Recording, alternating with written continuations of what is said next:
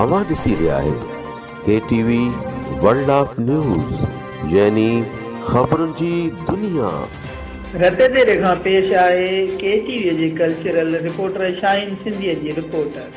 सिंधी अदबी संगत शाख रते देरे पारां तहीम हाउस ते उर्दू ऐं सिंधी ॿोलीअ जी ख़ूबसूरत शाइर राशिद अली मरखियाणीअ सां अदबी रिहाण ऐं मुशाइरे जी महफ़िल थी गुज़री, जंहिंमें शाइरनि अदीबनि ऐं साञावंदनि वॾे अंग में शिरकत कई।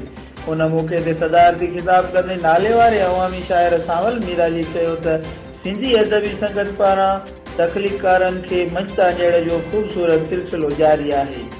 राशिद अली मरखियाणी मौजूदा दौर में जदीद सिंधी तोड़े उर्दू शाइरीअ जो ख़ूबसूरत हवालो आहे।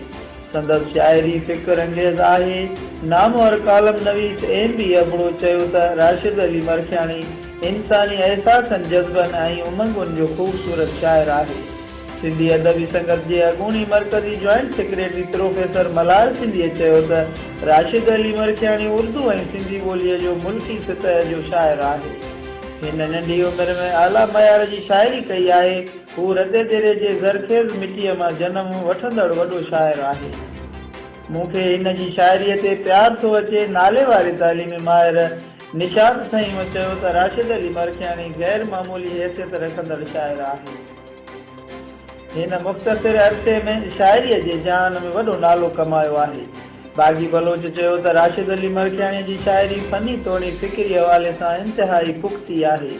नामवर शाइर राशिद अली मरखियाणीअ चयो त मुंहिंजे लाइ कंहिं एज़ाज़ खां घटि न आहे त मूं सां मुंहिंजे शहर में अदबी रिहाण रचाई वई आहे।